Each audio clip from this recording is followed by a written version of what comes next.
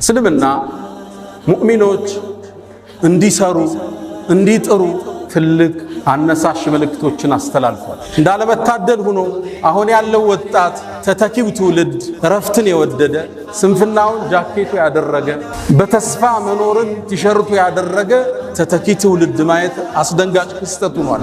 የአላህ ምርጥ ባሮች የሚገኙት የሥራ ሜዳው ላይ ነው። ሪጃል አላቸዋል። የኔ ጀግኖች ባሮች እነዚህ ናቸው። ላ ቱልሂህም ቲጃረቱን ወላ በይዑን አን ዚክሪላህ። የያዙት ቲጃራ የትኛውም ሥራ ወላ በይዑን መግዛትና መሸጥ አላህን ከማስታወስ ማያዘናጋቸው። የት ነው የሚገኙት? ሥራ ላይ ናቸው። በላብ ነው የሚያድሩት። የዘመድ ብር ከአሜሪካ አይጠብቁም። ከእናት ኪስ ተወስዶ ጫት ተቅሞ አይታደርም። ሪጃል አላቸዋል። የኔ ጀግና ባሮች እነዚህ ናቸው። ንግድ አላህን ከማስታወስ ማያዘናጋል። ግን የት ውስጥ ነው ያሉት? ንግድ ውስጥ ነው ያሉት። እስልምና ሰርቶ ማደርን ትልቅ ትኩረት ነው የሰጠው። ሐታ ዛሬ ያለንበት ቀን ሳምንታዊ ዒዳችን ነው የውሙል ጁምዓ። በዚህ ቀን እንኳን ስራ እንድንሰራ እስልምና ትልቅ ማነሳሻን አድርጓል። ስራ አድካሚ ነው። 10 ሞክረህ አንድ ነው የሚሳካል። 10 ፕሮጀክት ሞክረህ አንዱ ይሳካል። እንዲህ ነው የንግዱ ዓለም የሚኖር።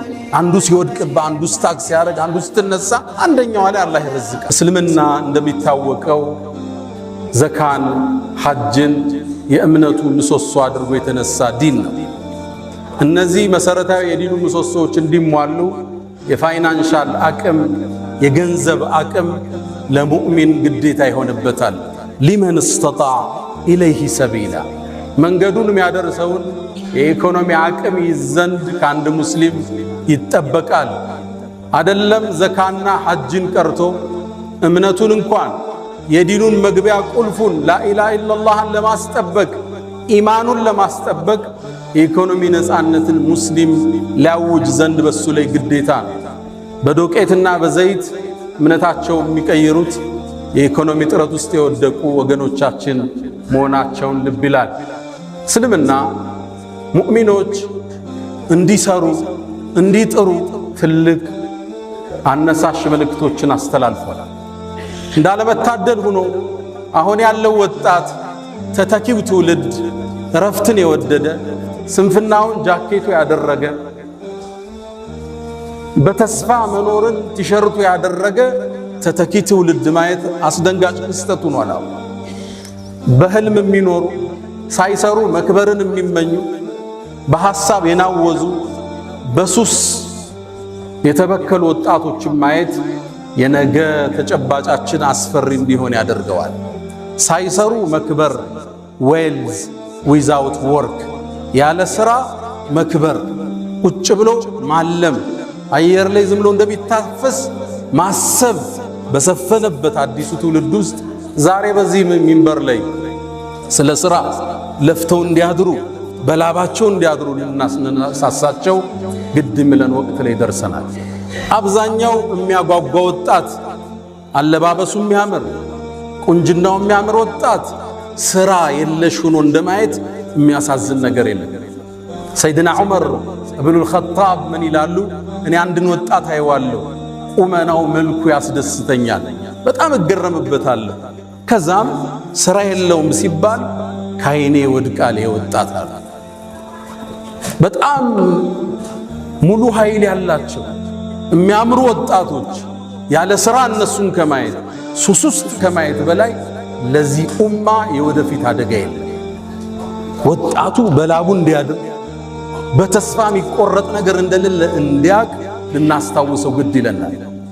እስልምና እንደምታውቁት ሥራን የቀደሰ ሃይማኖት ነው። ሰርቶ ማደርን እንደ ዒባዳ የጻፈ ዲን ነው እስልምና ማለት። ነቢዩ ዓለይሂ ሰላቱ ወሰላም አንድ ሰው ጣፋጭ ምግብ ጥሩ ምግብ አይመገብም ከእጁ የሠራው ቢሆን እንጂ ይላል። ሚቅዳም ባወሩት ሐዲስ ላይ ቡኻሪ በተዘገበው ማ አከለ አሐዱን ጠዓመን ቀጡ ኸይረን ኢላ ሚን ዐመል የዲህ አንድ ሰው ጥሩ ምግብ አልተመገበም በላቡ የበላው ቢሆን እንጂ። ሰርተህ ውጤታማ ሆነ በአቅምህ በተሰማራህበት የትኛውም ዘርፍ እሱን እንደ መብላት የሚያስደስት ነገር የለም። ነቢዩላህ ዳውድም አሉ ነቢዩ ዓለይሂ ሰላቱ ወሰላም አስከትለው እዚሁ ንግግራቸው ላይ ከእጁ ነበር የሚበላው። ሰርቶ ነቢይ ነው ንጉሥ ነው ዳውድ ማለት። ግን አላህ ብረትን አግርቶለት ነበር፣ ያጣጥፈው ይቀጥለው ነበር። የጦር ማከላከያ ልምዶችን ይሰራ ነበር። صنعة لبوس لكم وألنا له الحديد ችሎታ ነበረው ብረትን አቅልጦ የመስራት ከዛ ይመገብ ነበር። ሙስሊም ላይ በተዘገበው አቡ ሁረይራ ባስተላለፉት ነቢዩላህ ዘከሪያ ታላቁ የአላህ ነቢይ አናጺ ነበር ይላሉ ነቢዩ ዓለይሂ ሰላቱ ወሰላም። ማ ሚን ነቢይን ኢላ ወረዐል ገነም ምንም ነቢይ አላህ አላከም ከብት የጠበቀ ቢሆን እንጂ። ሰርተው ያድሩ ነበር ነቢያቶቹ። ለዛ ነው ለተከታዮቻቸው እኛ ምን ክፍያ ጠየቅናችሁ እንደሚሉ ክፍያ አልፈለጉ። አጀራቸው ከአላህ ነው። ዱንያን ሰርተው ያድራሉ፣ ዲኑን በነፃ ያከፋፍላሉ። እስልምና ስራን ትልቅ ቦታ የሰጠ ሃይማኖት። ቁርአን ላይ ሱረቱ ሙዘሚል ላይ አንድ ነገር እናገኛለን። መሳ ለመሳ ሁለት ትላልቅ ዒባዳዎችን አላህ ጠርቷል። ወአኸሩነ የድሪቡነ ፊል አርድ የብተጉነ ሚን ፈድሊላህ ወአኸሩነ ዩቃቲሉነ ፊ ሰቢልላህ አላ። ሁለቱን መሳ ለመሳ ጠራቸው። ከፈሎቹ አሉ በምድር ተበትነው የአላህን ሪዝቅ ለመፈለግ በንግድ የወጡ፣ ሌሎቹ ደግሞ አሉ በአላህ መንገድ ትግል ለማድረግ የወጡ። ሁለቱን እኩል መጥራቱ ይላሉ ሙፈሲሮቹ ለመነገድ ከጂሃድ ጋር ማቀራረቡ እስልምና ለንግድ ለስራ የሰጠውን ቦታ እናያለን። የአላህ ምርጥ ባሮች የሚገኙት የሥራ ሜዳው ላይ ነው። ሪጃል አላቸዋል። የኔ ጀግኖች ባሮች እነዚህ ናቸው። ላ ቱልሂህም ቲጃረቱን ወላ በይዑን አን ዚክሪላህ የያዙት ቲጃራ የትኛውም ሥራ ወላ በይዑን መግዛትና መሸጥ አላህን ከማስታወስ ማያዘናጋቸው። የት ነው የሚገኙት? ሥራ ላይ ናቸው። በላብ ነው የሚያድሩት። የዘመድ ብር ከአሜሪካ ይጠብቁ። ከእናት ኪስ ተወስዶ ጫት ተቅሞ አይታደርም። ሪጃል አላቸዋል። የኔ ጀግና ባሮች እነዚህ ናቸው። ንግድ አላህን ከማስታወስ ማያዘናጋቸው። ግን የት ውስጥ ነው ያሉት? ንግድ ውስጥ ነው ያሉት። እስልምና ሰርቶ ማደርን ትልቅ ትኩረት ነው የሰጠው። ሐታ ዛሬ ያለንበት ቀን ሳምንታዊ ዒዳችን ነው የውሙል ጁምዓ። በዚህ ቀን እንኳን ሥራ እንድንሰራ እስልምና ትልቅ ማነሳሻን አድርጓል። ያ አዩሃ አለዚነ አመኑ ጥሪው ይሄ ነው፣ እንስማው። እናንተ ያመናችሁ ምእመናኑ ኢዛ ኑድየ ሊሰላት ሚን የውሚል ጁምዓ የጁምዓ ቀን ለሶላት ጥሪ ሲደረግ ወደ መስጂድ ነው አላህ። የት ውስጥ ነበሩ? ንግድ ውስጥ ነበሩ። ወዘሩል በይዕ ንግዱን ለጊዜው አቁሙታል። ወደ መስጂድ ኑና አላህን አስታውሱ። ዛሊኩም ኸይሩን ለኩም ኢን ኩንቱም ተዕለሙን። ከዛስ መስጂድን ቆይ ፈኢዛ ቁድየት ሰላት ፋዋ ትልቅ ትርጉም አለ። ፈንተሽሩ አሁንም ፋዋ ትልቅ ትርጉም አለ። ልክ ሶላቱ ሲያልቅ ተበተኑ አለ። ወብተጉ ሚን ፈድሊላህ የጌታችሁን ጸጋ ሰርታችሁ ፈልጉ። ወዝኩሩላህ ከሲረን በስራችሁ ላይ ደግሞ አላህን አስታውሱ። ረዛቁ እሱ ነው። ወፊ ሰማይ ሪዝቁኩም ምድር ላይ ሰበቡን ያለ ሪዝቁ ከላይ ነው የሚቆረጠው። ወዝኩሩላህ ከሲረን ለዓለኩም ቱፍሊሑን። የጁምዓ ቀን እንኳን እንድናርፍ ያልፈቀደ ዲን ነው ያለ። ስራ በላብ ማደር መልፋት የዲነል ኢስላም አርማው ነው።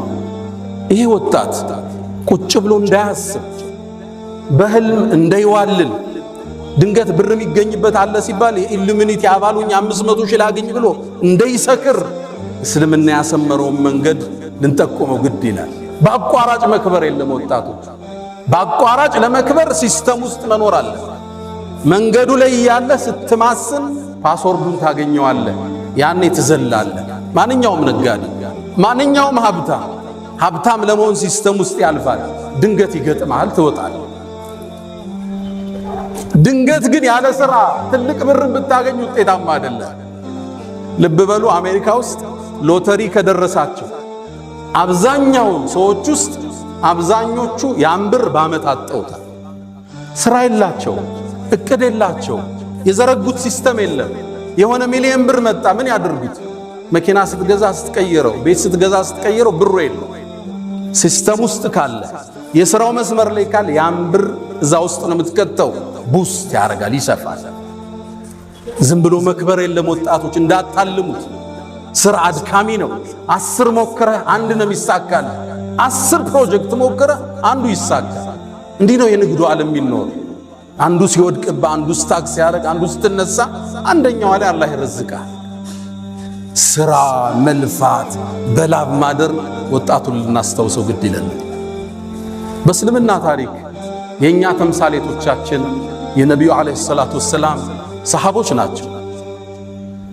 ቁል አልሐምዱሊላህ ወሰላሙን ዓላ ዒባዲሂ አለዚነ እስጠፋ። ቁል አልሐምዱሊላህ ምስጋና ለአላህ ይሁን፣ ወሰላሙን ሰላምም ይስፈን ዓላ ዒባዲሂ አለዚነ እስጠፋ አላህ ለመረጣቸው ባሮቹ። ሐሰኑል በስሪ ምን አለ? እዚህ የተጠቀሱት የነቢዩ ባልደረቦችን ነው አለ ሰለላሁ ዐለይሂ ወሰለም። እነዚህ የኛ ሞዴሎች ናቸው።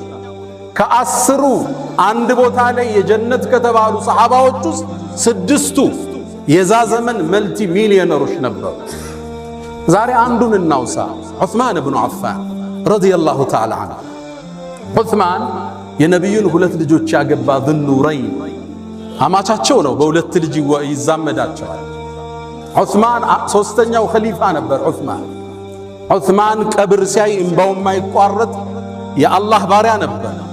ዑስማን ሌሊቱን ሙሉ ቁርአንን አኽትሞ የሚያድር የአላህ ምርጥ ባሪያ ነበር። አመን ሁወ ቃኒቱን አና አለይል የተባለው ሰሓባ እሱ። ዑስማን ነቢዩ ዓለይሂ ሰላቱ ወሰላም በተደጋጋሚ የጀነት ያሉት ነው። ጀነትን ከነቢዩ እጅ የገዛ ሰሓባ ነው ዑስማን። ነቢዩ የተለየ ክብር የሚሰጡት ሰሓባ ነው፣ ተከታያቸው። አንድ እናታችን አይሻ ምን ትላለች?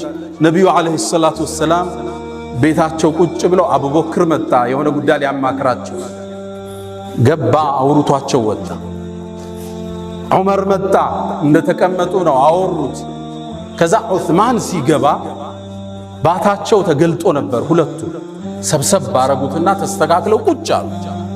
ወጥተው ሲሄዱ እናታችን አይሻ ጠየቀች ረዲየላሁ ተዓላ ዐንሃ፣ የአላህ መልእክተኛ ለአቡበክርና ለዑመር ያላሳየውን ለዑስማን ምን ነው እንዲህ አይነት እንቅስቃሴ ያረግ ካለቻቸው፣ ነቢዩ መሐመድ ሰለላሁ ዐለይሂ ወሰለም አላ አስተሕይ ሚመን ተስተሕይ ሚንሁል መላኢካ፣ መላእክት ከሚያፍሩት የአላህ ባሪያ እኔ አላፍርም እንዴ? አልጠነቀቅም? ዑስማን ማለት ይሄ ነው። ግን ደግሞ ተወዳዳሪ አሁን ድረስ ያልተደረሰበት ነጋዴ ነበር። የንግድ አቅሙ ትልቅ ነው። በአሁን ዘመን የሰይድና ዑስማንን ሀብት ወደ ዶላር ቀይረውታል። ስንት ትጠብቃላችሁ? 600 ቢሊዮን ዶላር ነበር የዑስማን ብን አፋን ሀብት። ገብቷቸዋል? 600 ቢሊዮን።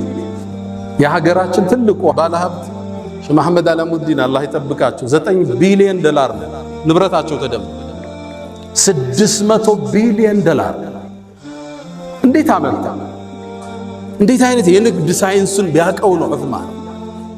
በእርግጥ እንደኔና እንዳንተ ሰሃባዎቹን ጠየቁት፣ መካ ላይ ሀብታም ነበርክ ጥለው መጣሃል፣ መዲና እንዴት ገብተህ ባለ ሀብቶም ካሏቸው ሰይድና ዑስማን 5 የንግድ ፕሪንሲፕል አስቀመጡ። ያውም ባለ ሀብቶች የሚጠቀሙት የመረህ ኩንቱ ኡዓልጃል 5ቱን ወጣቶች መዝግቡት። ኩንቱ ኡዓልጅ የንግድ ህጎቹን ተመልከቱ። ኩንቱ ኡዓልጅ ራሴ ስራውን ቀርቦ ነው ማኔጅ የሚያደርገው። ስራ ሙሉ ለሙሉ ለሰራተኛ ይሰጥ። እየሰፋብ ሲሄድ ነው ደልጌት የምታደርገው ወደታች የምታሻግረው። አንተ መሸፈን የምትችለውን አንተ ነው መሸፈን ያለብህ። ሰው እጅ ላይ ስራ ይጣል፣ ሲበዛ ደግሞ ሰው እጅ ላይ መጣል ግዴታ ይላል። ትክክለኛ ሰውን ትክክለኛ ቦታ ታስቀምጠዋል። ኩንቱ ኡዓልጅ የስራውን ችግር ገብቼ እኔ ነው ለመፍታት የምጥረው። መሬት ሊቆምብህ ይችላል፣ ንግዱ ሊቆምብህ ይችላል። ሰራተኛ ብቻ አትልክም። ገብተህ እንደ ባለቤቱም ይፈታው የለም። ያወጣኸው እቅድ በትክክል መፈጸሙን መከታተል የባለቤቱ ኃላፊነት ነው። ያወጣኸው ፕላን አለ። የመጨረሻ የማኔጅመንት ፕሮሰሱ ኮንትሮሊንግ ነው። በትክክል በቅዱ መልክ ሄዷል መከታተል አለ። ኩንቱ ኡዓልጃል ስራውን ራሴ ነው የምገባበታል። ሲሰፋ ነው ለሰው የምትሰጥ። ወኡነሚ ያል ስራው ያመጣልኝን ትርፍ ወደ ስራው መልሰዋል።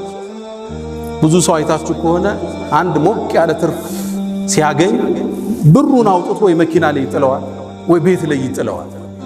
ስራው ገንዘብ ሲራብ ታየዋለ። ስራው እዛው ላይ ነው የምመልሰው ትንሽ አንስቼ። ወኡነሚ አለ ዑስማን ብኑ አፋን ሶስተኛ የንግድ መርሁ ላ አዝደሪ ሪብሐን አለ። ትርፍን አላቃልልም። በተገኘው ትርፍ ሽጠው ይወጣሉ። ሰይድና ዑስማን መርሃቸው ይሄ ነው።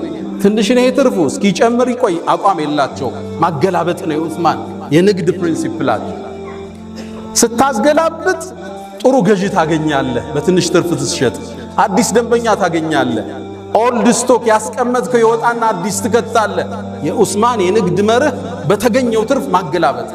በማገላበጥ ውስጥ ገንዘቡ ይንቀሳቀሳል፣ ንግዱ ይንቀሳቀሳል። አዳዲስ ደንበኛ ታገኛለህ። እነዛ እስኪጨምር ብሎ የያዙ ሰዎች እስኪሸጡ አንተ ጨርሰ ወጣል። ቃል ለአዝደሪ ሪብሐን ትርፍን አላቃልም፣ የተገኘው መሸጥ። የዑስማን አራተኛ የንግድ መርሃቸው ላ አሽተሪ ሸይኸን ያረጀን አልገዛም። ማርኬቱ ላይ የጠገበ ማርኬት ይኖራል፣ እሱን አልገዛም። ከትንሽ ይገዙትና አፋፍተው ነው የሚሸጡት። አሊያም ደግሞ ጊዜ የወጣበት ለምሳሌ ክረምቱ ሲወጣ የክረምት ጃኬት አታመጣ። ብዙ ነጋዴ አይታችሁ ከሆነ ቴምር ይጭናል። ቴምሩ የሚደርሰው ግን ሮመዳን ከወጣ በኋላ አርጅቷል ማርኬቱ ማለት ነው። ብዙ ጊዜ ከሮመዳን በኋላ ይገባባቸውና አንዋር መስጂድ ላይ አንዳንድ ቆርቆሮ እያደረገ ይቸረችራል አይደል? ያለንበትን ነው የምነግራችሁ። ቴምር ያሰበ ሰው ወጣት እያለ ነው የሚያመጣው ረመዳን ሳይገባ። ላ አሽተሪ ሸይኸን ያረጀን አልገዛም። ገና ወጣት የሆነ አፍላ የሆነ ማህበረሰቡ የሚፈልገው አፋፍተው ሊሸጡት የሚችሉት ይሄ ዑስማን ብኑ አፋን የንግድ ሳይንስ ነው። አምስተኛ ወአጅዐሉ ረእስ ረእሰይን ንግድ ላይ አንድ ቦታ ብሬን አላፈሰም እበታት ነው። ለምሳሌ አንድ መሬት 2000 ካሬ 200 ሚሊዮን የሚሸጥ ከሆነ 1100 ሚሊዮን ሌላውን 1100 ሚሊዮን ከሁለት ድንገት አደጋ ቢገጥሞ ብር ታስሮ አይቀር። ለምሳሌ ሪል ስቴት ላይ ያሉ ሰዎች መሬት ይገዙና ያ መሬት መገንባት ሲጀምሩ ወይ መንግስት ያቆመዋል፣ የሆነ ጉዳይ ይኖርበታል፣ ወይ ወራሾቹ ይመጡና ያስቆመዋል። ብር ታስሮ ለዓመታት ሊቆም ይችላል። ወጣህ ማለት ነው ከማርኬት። ገንዘቦችን እከፋፍላቸው ነበራለን ንግዱ ላይ። ዘመኑ ኢኮኖሚስት የሚጠቀሙት የዑስማንን ህግ ነው። ዶንት ፑት ኦል ዩር ኤግስ ኢን ዋን ባስኬት፣ ሁሉን እንቁላልህን አንድ ባስኬት ላይ አታርጋሉ። መጡና ምነው የተወሰነው ቢሰበር ሌላው እጅ አለ፣ ትንቀሳቀሳለህ፣ ሰርቫይቭ ታረጋለህ። የተበደርከው ብድር ሊኖር ይችላል፣ ከዚህኛው ትከፍላለህ። ስራ አይቋረጥም ማለት ነው። እነዚህ አምስቶች የሰይድና ዑስማን ብኑ አፋን የንግድ መርሆች ነበሩ። የኛ አያቶች እኒ ናቸው። የንግዱን ሳይንስ የሚያውቁ መልቲ ቢሊዮነሮች የነበሩ። ታዲያ ይሄን ብር ይዘው ከኋላ ኪስ አላስቀመጡትም። ለቀጣዩ ዓለም ሰርተውበት አለፉ። ዑስማን ምን ሰራበት አትሉኝም? አንድ ሁለቱ ልጥቀስላችኋል። አሁን ሳውዲ ስትሄዱ መዲና ላይ አንድን ህንፃ ታገኛላችሁ። የሰይድና ዑስማን ብኑ አፋን ፎቅ አለ፣ ህንፃ፣ ሆቴል። እንዴት ገነቡት? ካርታው በስማቸው ነው ያለው፣ መሬቱ በስማቸው ነው የተጻፈ። ባንክ ላይ አካውንት አላቸው። የአካውንቱ ስም ዑስማን ብኑ አፋን ይላል። 1400 ዓመት እንዴት አድርገው አመጡት? ነገሩ ወዲህ ነው። ነቢዩ ዓለይሂ ሰላቱ ወሰላም ሰሃቦቹን ይዘው ወደ መዲና ሲገቡ መዲና ላይ የሚጠቀሙበት ጣፋጭ ውሃ አለ፣ ቢዕሩ ሩማህ ይባላል።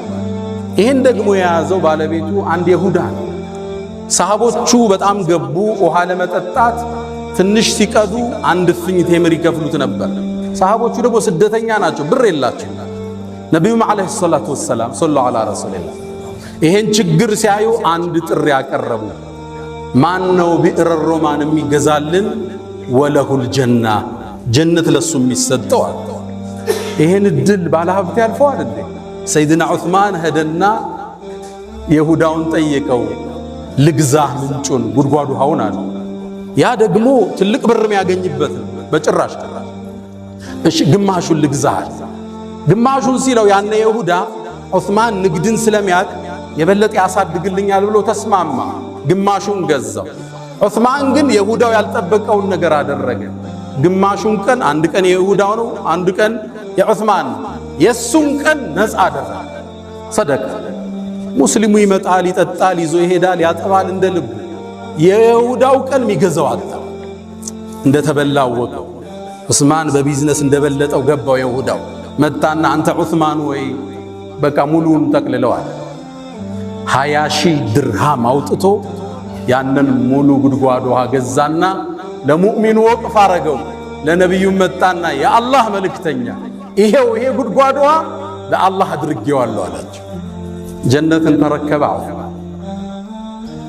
ያነ ወንዝ ዙሪያ ላይ ያነ ምንጩ ጥግ የተተከሉ የተምር ዛፎች አሉ።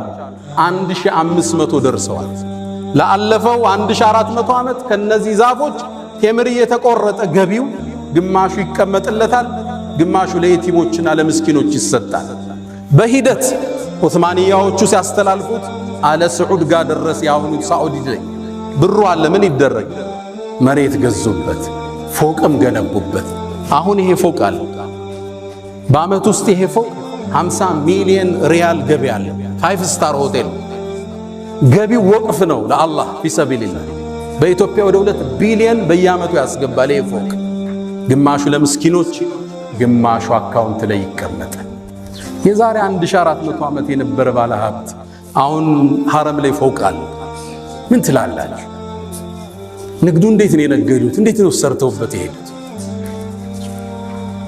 አላህ ከነሱ ጋር ጀነቶች ይሰብስባል።